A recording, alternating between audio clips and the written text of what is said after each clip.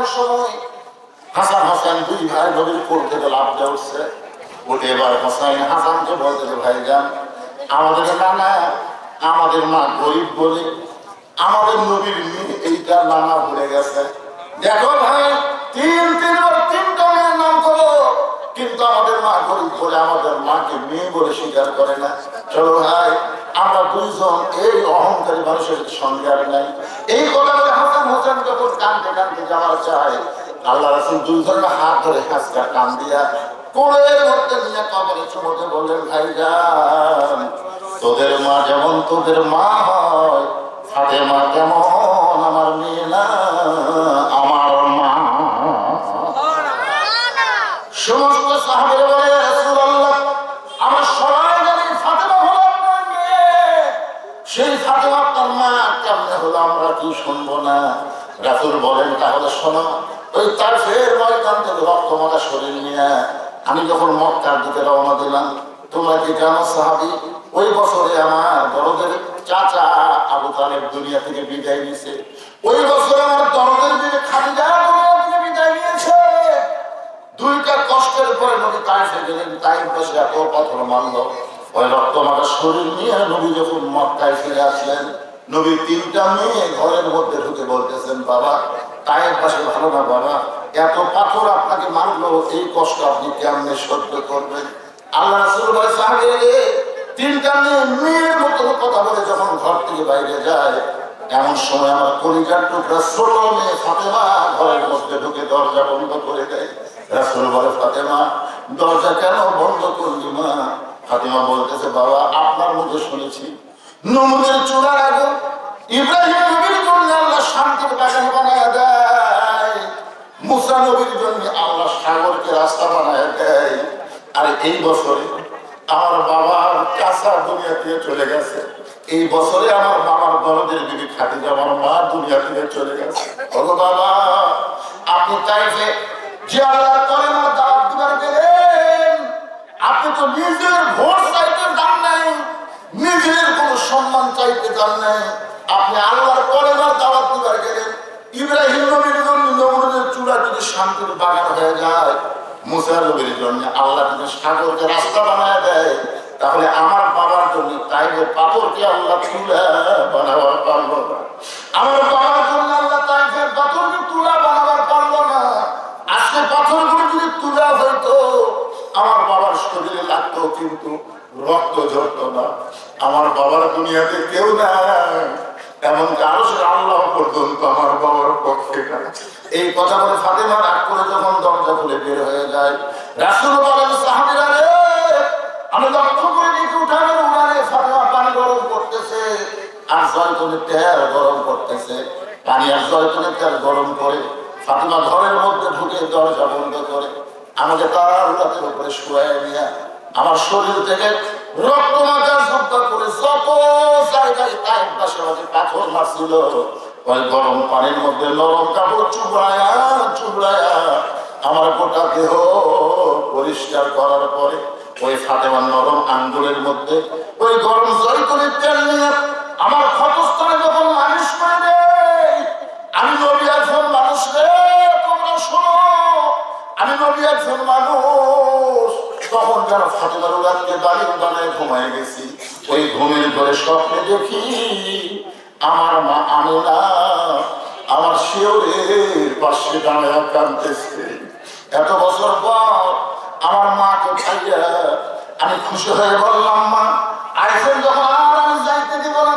আমি স্বপ্নকে বাস্তব মনে করে আমার মা আমিনার হাতটা যখন মা বলে চাইটা ধরছি, এমন সময় ফাতেমা আমার কপালে চুমা খায়, ফাতেমার চোখের পানি আমার চোখের মধ্যে ঢুকে চেতন পায়। ফিরে ফাতেমা এখনো তুই কেন কাঁদতেছিস? ফাতেমা বলে, বাবা আমি কান্দি না, আপনি আমাকে কান্দান। রাসূল বলে, তোরে কেমনে কান্দালাম মা? ফাতেমা বলে, বাবা আপনি মনে হয় ঘুমের ঘরে স্বপ্ন দেখেছেন, স্বপ্নে মা বলে আমার হাতটা চাইবা ধরছেন, এখনো পর্যন্ত আপনি হাতটা ছাড়েন নাই। রাসূল বলেন, ফাতেমা স্বপ্নে মা বলে যদি তোর হাতটা চাইবা ধরে, তাহলে তুই শোনে নে, তুই শুধু আমার মেয়ে না, তোর কলিজা ভরা দরদ আমার মা আমিনা। আল্লাহ রাসূল ফাতেমা ফাতেমাকে নিজের মায়ের মতন সম্মান করতে, এত ভালোবাসতেন, যার কারণে নবীর পিছনে পিছনে ফাতেমা সামনে সামনে হাঁটতেছে। যেই ঘরে খাদিজা শুয়ে আছেন, দুনিয়াতে সেই বিদায় নিয়ে ফাতেমা খানে গোসল করা হয়েছে, ওই ঘরের মধ্যে ফাতেমা যুদ্ধ নিয়ে যে মাত্র ঢুকলো, সঙ্গে সঙ্গে আল্লাহ নবী দরজা খানা বন্ধ করে দিয়েছে। নবী দরজা বন্ধ করে দিয়েছে, ফাতেমা ঘরের মধ্যে ঢুকে কিছুক্ষণ পরে আল্লাহ নবীর মেয়ে ফাতেমা দরজা খুলে বের হচ্ছে। নবী তাকে দেখে ফাতেমা মুস্কি মুস্কি হাসতেছে। ফাতেমার মুখের হাসি দেখে নবী চমকে দিয়ে বললেন, ফাতেমা, তোমার মাকে তুমি কাপড়ের কাপড় পরাতে গেলে, কিন্তু কাপড় পরানোর পরে তুমি দরজা হাসি মুখে কেন খুললে? ফাতেমা বলতেছে, বাবা, আমি কাঁদতে কাঁদতে ঢুকেছি, এটাও আপনি জানেন। আমি হাসতে হাসতে দরজা খুললাম, এটাও আপনার জানার কথা। রাসূল বলে, ফাতেমা, তুমি কাঁদতে কাঁদতে চুপ বানিয়ে ঢুকেছো, আমি জানি, কারণ মেয়ে তার মাকে কাপড়ের কাপড় পরাবে, অবশ্যই কাঁদবে। তুমি কাঁদতে কাঁদতে ঢুকেছো, আমি জানি না, কিন্তু হাসতে হাসতে দরজা খুলেছো, এটা আমি জানি না। এখান থেকে প্রমাণ হয়ে গেল আমাদের নবী গায়েবের খবর জানে না। জোরে বলেন, গায়েবের খবর আমাদের নবী জানে না। আল্লাহ কোরআনে বলেছেন, মা ইয়ানতিকু আনিল হাওয়া ইন হুয়া ইল্লা ওয়াহুয়ুন ইউহা। আল্লাহ জানাইলে নবী জানে, আল্লাহ না জানাইলে নবী জানে না। নবী একটা হাদিস আছে, আল্লাহ রাসূল বলেছেন, আমি যা জানি তোমরা তা জানো না, আমিও জানি না যতক্ষণ আল্লাহ না জানে। এই হাদিস দ্বারা বোঝা গেল গায়েবের মালিককে। আরো জোরে অনেক ভণ্ডরা বলে আমাদের বাবাও নাকি গায়েব জানে। এরকম বাবার দল বাংলাদেশে আসলে কথা বন্ধ হয়ে যাবে। বাবা গায়েব জানে, বাবা গায়েব জানে, চোখ বন্ধ করে থাকে। এই ভণ্ড ভণ্ড। আল্লাহ কোরআন যেদিন বাংলাদেশে বিজয় হবে, বাংলার মুসলমান সব কিছু বাদ দিয়ে আল্লাহ কোরআনকে যখন গ্রহণ করবে, তখন ভণ্ডদের আস্তানা বাংলার জমিনে থাকবে না। এই জন্য শয়তানেরা ইসলামী আন্দোলনের বিরুদ্ধে কথা বলে, ইসলামী আন্দোলনের বিরুদ্ধে কথা বলে। আজকে এই কোরআনের মাহফিলে বসে আমরা সবাই কিন্তু হাত তুলছি, মনে আছে আপনাদের? কোরআনের দাম, দামে যদি আমরা দামি হবার চাই, তাহলে আল্লাহ কোরআনের সাথে সম্পর্ক রাখার দরকার আছে না? এটা আপনারা সবাই স্বীকার করতে দিয়ে হাত তুলে। আল্লাহ রাসূল বললেন, ফাতেমা, হাসতে হাসতে দরজা খুললে কেন? এটা আমি নবীও জানি না। ফাতেমা বলতেছে, বাবা, এতদিন ধরে আমি বুঝতাম আপনি ভিতরেও জানেন বাইরেও জানেন, কিন্তু আজকে বুঝতে পারলাম আপনি ভিতরের খবর জানেন। আমি হাসতে হাসতে দরজা করলাম কেন? এটাকে আপনি শুনতে চান? রাসূল বলে, শুনবো না মানে? তুমি কাঁদতে কাঁদতে কাপড়ের কাপড় নিয়ে ঢুকলে আর হাসতে হাসতে দরজা খুললে, কি জন্য হাসতে হাসতে দরজা খুললে? এটা আমি নবী শুনবার চাই। ফাতেমা বললেন, বাবা, তাহলে আপনি হলেন শ্রোতা, আমি হলাম বক্তা, আপনি বসেন। আল্লাহ রাসূল কি বললেন? আপনি বসেন। নবী বসে বললেন। ফাতেমা হাসতে হাসতে দরজা কেন খুললো এটা শোনার জন্য নবী বসে থাকবে। তো নবী যদি বসে থাকে, আপনারা কারা কারা উঠবেন? না উঠতেছে না, কারা কারা উঠবেন একটু চিন্তা করেন তো। না শুনে, এটা না শুনে কারা কারা উঠবেন? একটা হাজার উঠবেন না, 1000 পাওয়া যাচ্ছে। আপনাদের মধ্যে এই নবীর মাদ্রাসায় 500 ইট দেওয়ার লোক নাই। জাকির হোসেন বড় মাত্র দিতে, জাকির হোসেন দরগা বলা, এই মাদ্রাসায় 500 ইট দান করবে। আল্লাহ শোনেন, আমি যারা আমাকে দাওয়াত দিবার যাই, তারা নিজের চোখে দেখে আসে। আমি একসময় একটা কাপড়ের দোকানদার ছিলাম, বুঝলেন? এখন 235 শতক জায়গার উপরে মসজিদ, মাদ্রাসা, এতিমখানা, আল্লামা সাইদুল হুজুর নামে কমপ্লেক্স তৈরি করা হয়েছে। সম্পূর্ণ টাকা হলো আমি ওয়াজের পরে আপনারা যখন টাকা দেন, সেই টাকা দিয়ে এগুলো চলায়। এই 1 শতক 2 শতক করতে করতে এখন আমি 235 শতক। আমি কিন্তু মাঝে মধ্যে পুরো খাবার দেবে, আল্লাহ পুরো আমল যদি নাও থাকে, এই মসজিদ মাদ্রাসায় যে ইবাদত হবে, সেই ইবাদতের কিছু একটা অংশ যদি তুমি কবুল করো, জান্নাত দিবার না পারলেও জান্নাতের বারান্দা তোমার টাকা দিবে। তাও দিল না, চিন্তা করছেন? আপনি বিশ্বাস করেন আপনার 500 যদি মাদ্রাসা আপনাকে থাকে, আপনি যেখানেই যান মাদ্রাসার ছেলে আল্লাহ আপনাকে যান না আমার তো বহু অসুবিধা আছে। আমি সেই 10 বছর বয়স থেকে নামাজ ধরছি, আমি নামাজের ছাত্র। আমি একজন নামাজি 10 বছর বয়স থেকে। আমার জীবনে গাড়ি ওঠার পরে কোনোদিন উঠে গেছে, আমি জীবনে পেঁয়াজ সার দেওয়ার খেয়ে যুদ্ধ করা বলবি। আমি আবার মৌলানা, আমি আবার বক্তা, তারপরে আমি আবার বিয়ে করছি, আমি আবার হজ করছি, আমার আবার 3জন বিয়েও আছে।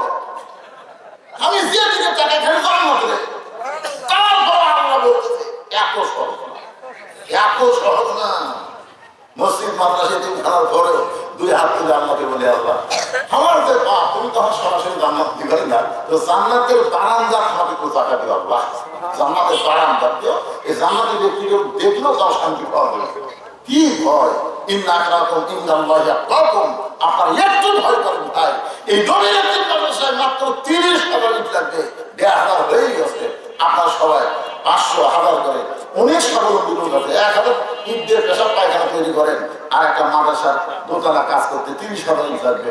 একটু আল্লাহ বলেন দেখেন, আল্লাহ দিবে, আপনার দেওয়া লাগবে না।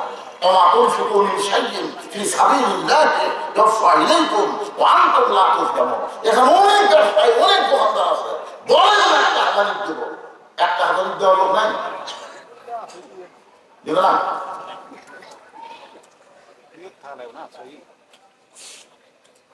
আচ্ছা, আপনাদের এই গ্রামের নাম কি? মিঠাপুরের কারা কারা আছে হাত করুন তো, মিঠাপুরে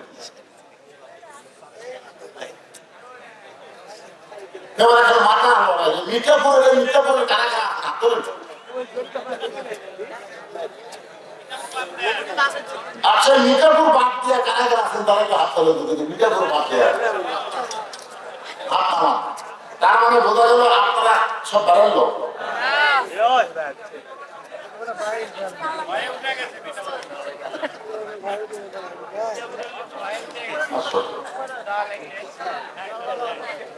আপনার কি করেন, আপনার না করে মানুষের মধ্যে হবে চলবে। আপনাদের মধ্যে এমন কোন লোক মনে করতেছে না, কিন্তু যেদিন রাত পড়িবে কবর মাঝে যাইতে জোগাড় কিছু করছো বন্ধু তার মাঝে বিচাইতে। কিন্তু যেদিন যেদিন এরা আগামীকাল হতে পারে, আপনি নিয়োগ করেন হুজুর বহু কিছু করলাম, ছেলে আমার বিদেশে আছে, আমার ছেলে 1000 টাকা প্রতি মাসে পাঠায় দেয়, আমি সেখান থেকে ছেলের সুস্থতার জন্য কামাই বরকতের জন্য দেহারের মধ্যপাত্রের বোম মারতেছে ধরে কথা ঠিক না। ইয়ের কিন্তু পাগলা হয়ে গেছে, কখন তুমি বাতিল যাচ্ছি আমি লাগার নামে বানানো বাড়তেছে, কাঠারে বাড়তেছে, কুয়েতে বাড়তেছে, সৌদি আরব বাড়তেছে। মধ্যপ্রাচ্যে আপনার ছেলের আছে, একটু সুস্থতা সুন্দর থাকার জন্য দোয়ার জন্য একটা বাড়তি পারলেন না, একটা হারাম দিবেন।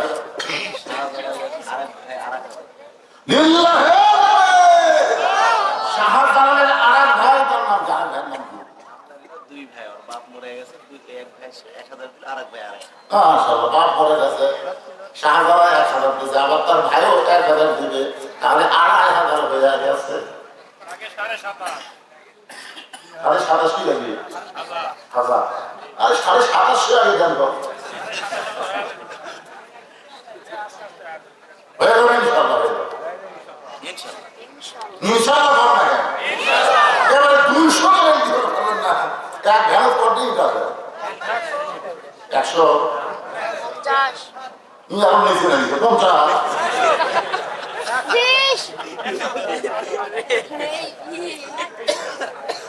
দেখেন। এখন রাত আসতেছে 12:30, এই ছোট বাচ্চারা কিন্তু লড়ে, মানে এরা এত পাগল হচ্ছে, গাড়ি থেকে যখন এরা গাড়ি বের করে নাম ঠিক করে এটাই বুঝতে দেয় জীবনে আমার বুঝবেন।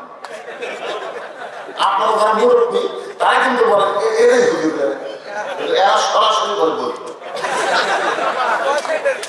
ওরা শুনতে শুনতে আমার নাম দেয় এত মুখস্থ, আর মাইকিং করে না বদরুল রশিদ শুনে শুনে, আর রশিদ তো কিন্তু সরাসরি বলবে। এই জন্য সামনে করতে ভাই সব এমন ভাবে এই সন্তানদের নামগুলোকে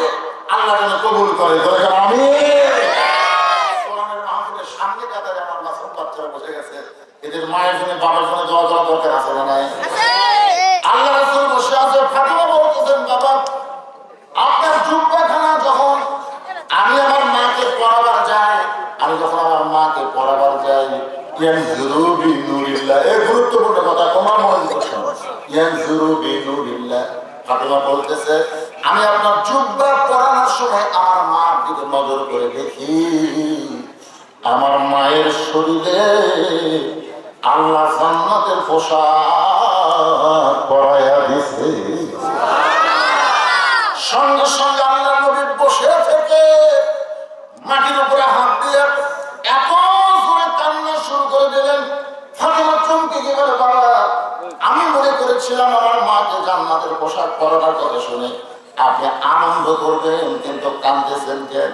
রাসূল বলে, ফাতেমা, এই কান্না কোনো দুঃখের কান্না নয় মা, এই কান্না হলো আমার জীবনের সবচাইতে আনন্দের কান্না।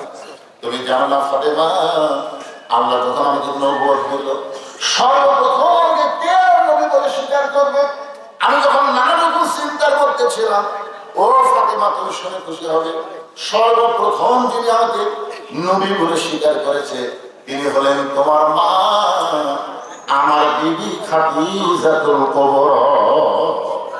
সর্বপ্রথম বউ হইয়া নবী বলে স্বীকার করা, এটা কি চারটিখানের কথা?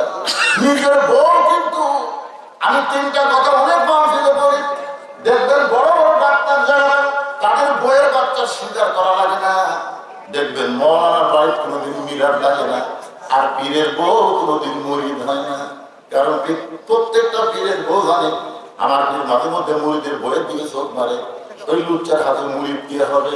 আমার মতন বক্তাকে কোন বউ কিন্তু সহজে হুজুর মানে না, কারণ জানে হুজুর হওয়া বড় কঠিন।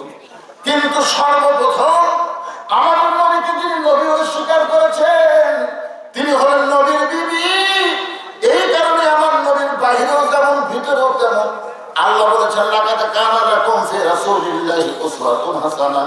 সফলতা যদি পাওয়ার চাও তাহলে অন্য কাউকে নয়, নবীকেই তোমাদের আদর্শ হিসাবে গ্রহণ করে না। কোন হুজুর চলবে না, কোন পীর চলবে না, আদর্শ গ্রহণ করতে হবে আল্লাহর নবী। ধরে বলেন কে? নিজের হাতে নবী খাদিজাকে কবরের মধ্যে নামায় দিলেন। কবরে নামায় যাওয়ার পরে সবাই যখন কবর ছেড়ে চলে যায়, আল্লাহ নবী খাদিজার কবর ছাড়েন না। ঘন্টার পরে ঘন্টা হয়ে গেল, কবরে মুনকির নাকির আসতেছে না। এক সময় আল্লাহ ডাক ধরে, হাবিব, সবাই খাদিজার কবরে মাটি দিয়ে চলে গেল, আপনি কেন খাদিজার কবর ছাড়েন না? রাসূল বলে, আল্লাহ আপনি সবই জানেন, জানার পরেও যখন শুনতে চান তাহলে শোনেন। আমার খাদিজার কবরকে আপনি মুনকির নাকির পাঠাবেন না। খাদিজার কবরের প্রশ্নের উত্তর দিবার পারবে না। আমি নবী তার পক্ষে উত্তর দেওয়ার জন্য কবরের পাশে দাঁড়ায় আছি। আল্লাহ বলে, হাবিব, আজকে আপনি শুনে নেন, আপনি শুধু খাদিজাকে ভালোবাসেন তা কিন্তু না, আমি আল্লাহ খাদিজাকে ভালোবাসি। নবী বলেন, আল্লাহ আপনি আমার দরদের মধ্যে খাদিজাকে কেন ভালোবাসেন? আল্লাহ বলে, হাবিব রে, এই দুনিয়াতে কবরকে স্মরণ করে, দুনিয়ার জীবনে কবরকে স্মরণ করে ইন্না লিল্লাহি ওয়া ইন্না ইলাইহি রাজিউন। কোন বনের পাখি তুমি, আয়রারে কোন বনে, আবার কোন বনেতে যাইতে হবে পড়ছে নাকি মনে। এই দুনিয়াতে কবরকে স্মরণ করে চোখের পানি বের করে যারা কান্দে, আমি আল্লাহ তাদের জন্য কবরের প্রশ্ন সহজ করে দিই।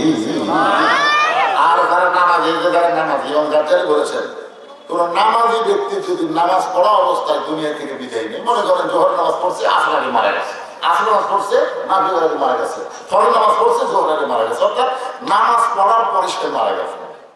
অসুস্থ হওয়া সেটা ভিন্ন কথা, কিন্তু নামাজ পড়ার পরে আর এক নামাজ আসর আগে মারা গেছে, ওই ব্যক্তিকে যখন কবরে রাখা হয়, কবরে রাখার পরে মুনকির নাকির এসে প্রথম প্রশ্ন করে, মান রব্বুকা, তোমার রবকে? এই প্রশ্ন যেই করে তখন নামাজ খারাপ। নামাজ কাকে রব সম্পর্কে প্রশ্ন করতে হবে? তখন বলতে যে ব্যক্তি কবরে ঘুম পাড়তেছে, চেতন পায় না কেন দেখি। তখন নামাজ বলতে পারলা, আমি হলাম ওই ব্যক্তির নামাজ। তুমি যাকে রব সম্পর্কে প্রশ্ন করতেছ, তুমি জানো এই ব্যক্তি প্রতিদিন কয় ওয়াক্ত নামাজ পড়ছে? তাহলে এক বছরে কত ওয়াক্ত? এই বাচ্চা 70 বছর দৈনিক 5 ওয়াক্ত করে হলে 70 বছরে কত ওয়াক্ত নামাজ পড়ছে হিসাব দেয়। বলতে লাগে ভাই আমাকে একটা ক্যালকুলেটর নাই, আটটা করে এটা তো ওয়াক্তের কথা বললাম। 5 ওয়াক্ত হলো 17 রাকাত ফরজ, তাহলে 70 বছরে 17 গুণে খালি ফরজ না, সুন্নত করছে না, করছে এই মসজিদের যাই আর কাম কি শোন মন্দিরে থেকে বলতে স্যার কাজে হলো নিয়ত বান্দার পরে আলহামদুলিল্লাহ রব্বিল আলহামদুলিল্লাহ রব্বিল কি প্রশ্ন করতেছো মান রক্ষে নামাজের নিয়ত বান্দার পরে কি বলছে আলহামদুলিল্লাহ রব্বিল আলামিন। রুকু যা বলছে সুবহানাল্লাহ আজিম, সেজদা বলছে সুবহানাল্লাহ আল্লাহ। এতবার রব রব রব রব করে আসে কেবল কবর ঘুম আসে আবার রব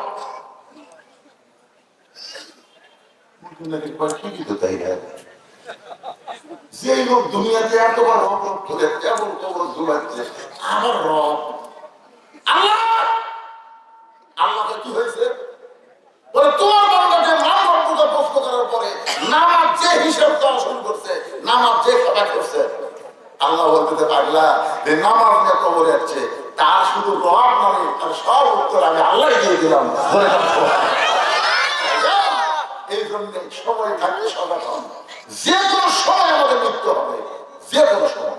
ইন্না সালাতা তানহা আনিল ফাহশাই ওয়াল মুনকার, নামাজই পারে মানুষকে যাবতীয় খারাপি এবং ফাহিশা কাজ থেকে হেফাজত করতে। জোরে কথা বলতে আমাদের ভাগ্য ভালো, বর্তমান বাংলাদেশের প্রধানমন্ত্রী উনি একজন নামাজি। উনি কি কথা হয় না তারেক জিয়াদের নামাজি, এ ব্যাপারে সন্দেহ আছে আপনাদের? খুব ভালো নামাজি, উনি খুব ভালো নামাজি, কিন্তু উনি খালি একলা তো ভালো নামাজি হলে হবে না। এই জন্য সংসদে নামাজ কায়েমের বিল উত্থাপন করা লাগবে। ধরে কারণ কথা ঠিক কিনা? আমরা হিসাব করে দেখছি তো ভাই, আরাফার ময়দানে বহুবার গেছি তো, আরাফার ময়দানে গেছি ওই জিয়া সাদারাতুল জিয়া আপনার জিয়া গাছ তো দেখেছি, জিয়া গাছ দেখেছি তো, নিজে সেই গাছের তলে বসে বাতাস খাচ্ছি। বিশ্বাস করে ওই নিমের গাছে যখন বাতাস লাগে, ওই বাতাসটা যখন হাজিদের গায়ে লাগে, ওই বাতাস মনে হচ্ছে না দুনিয়ার কোনো বাতাস, মনে হয় আল্লাহ জান্নাত থেকে বাতাস সাপ্লাই করে। এমন একটা জায়গা যে জায়গায় কোনো পাপিও যদি মনে করে যে আমি পাপ আছে তাহলে তার গুনাহ হবে, ওই জায়গায় যাওয়া মাত্রই আল্লাহ তার জীবনের সব গুনাহ মাফ করে দেয়। সেই জায়গায় গাছ লাগাইছে কে? শুধু গাছ লাগাইনি, দুনিয়া থেকে যখন বিদায় দিল চিটাগাঙ্গে, তখন তার কাছে একটা ব্রিফকেস পাওয়া গেছিল। অনেকে মনে করছিল না জানি ব্রিফকেসের মধ্যে কি আছে, ব্রিফকেস খুলে দেখে যায় নামাজ, তার উপর সুন্দর করে সাজানো আছে আল্লাহর কোরআন। যার মা বেগম জিয়া দুনিয়া থেকে বিদায় দেওয়ার পরে লক্ষ লক্ষ মানুষ তার জানাজায় শামিল। একটা হিসেবে দেখা গেল 6 থেকে 7 লক্ষ আলেম পর্যন্ত তার জানাজায় শামিল হচ্ছে। ধরে কর সুবহানাল্লাহ। তার সন্তান ভালো হবে এ ব্যাপারে আমরা সন্দেহ পোষণ করি না, কিন্তু কতগুলো আশেপাশে আছে, এগুলো ব্যাপারে তারিখ থেকে সতর্ক হতে হবে। বহু মিডিয়া আছে, এই মিডিয়ার মাধ্যমে আমাদের বগুড়ার সন্তান, শহীদ জিয়ার সন্তান, খালেদার সন্তানকে বলবো আপনি শুধু একা নামাজে হবে না, ও আনফুসাকুম ওয়া আহলিকুম নার, জাহান্নামের আগুন থেকে বাঁচতে গেলে একা নামাজে হবে না, সবাইকে নিয়ে জাহান্নামের আগুন থেকে বাঁচা লাগবে। ধরে কোন কথা ঠিক কিনা? আমাদের যুবকদের চরিত্র সুন্দর চরিত্র করতে গেলে নামাজ কায়েমের আন্দোলন ছাড়া কাজ হবে না। নামাজই পারে ফালিয়াবুদু রাব্বা হাযাল বাইত, ওই ঘরের মালিকের তোমরা গোলাম হও। তোমাদেরকে সাথে সাথে 2টা পুরস্কার দেওয়া হবে। 1 নম্বর পুরস্কার হলো তোমাদের রিজিকের কোনো পেরেশানি থাকবে না। 2 নম্বর পুরস্কার হলো যাবতীয় ভয় ভীতি থেকে আল্লাহ পুরাপুরি নিরাপত্তা দিয়ে দিবে। আল্লাহ যেন আমাদেরকে জামাতবদ্ধভাবে ফজরের নামাজ সবাইকে আদায় করার তৌফিক দান করে। সকলে বলে আল্লাহুম্মা আমিন। আর এক কথা আছে, মিলের মালিক আসলাম তার পিতামাতার জন্য আরো 1000 ইট দান করলো, সর্বসাকুল্যে 3500 হয়ে গেল। 3500 হয়ে গেছে। ভাই আপনি দিলেন নাকি? তাহলে 500 দিয়ে 4,000 পাবো। না সবাই মনে করি যে 3,500 হলো, আর 500 দেওয়ার জন্য আপনি নয় 500, নজরুল 500, আপনি নাম কি? ওরা মোস্তফা 500, সবাই বলে এটা আর গ্যাস আই যাবে 4,500। 5 ওয়াক্ত নামাজ, নামাজ কয় ওয়াক্ত? 5 ওয়াক্ত।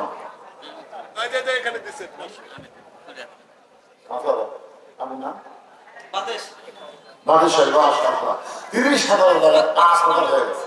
বাদেশালী পাই আমার 500 দাম করে হয়ে গেল 5,000, আর থাকলো 25,000। ইনশাল্লাহ হয়ে গেছে। শুরু করে দেন আল্লাহ শুরু করতে বাজারের মধ্যে।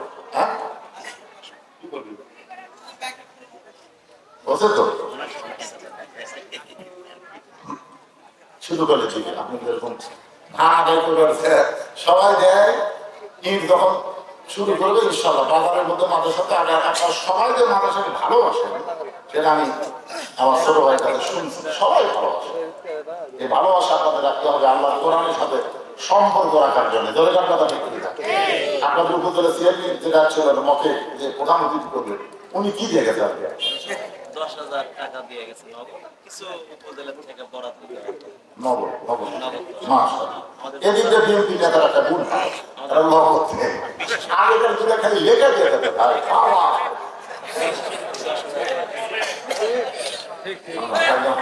10,000 টাকা দাম করছে। আগে আপনার রান্না আগে সব করেন না লেখা দিয়ে একদম এখানে তাই করছে।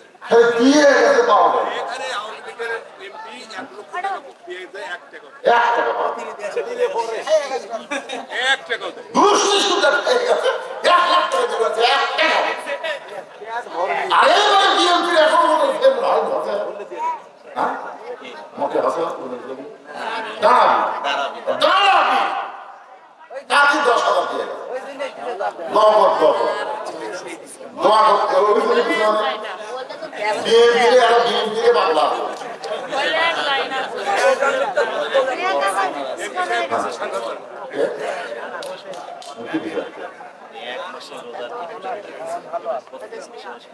প্রত্যেক মাসে 5,000 টাকা ব্যক্তি দেয়।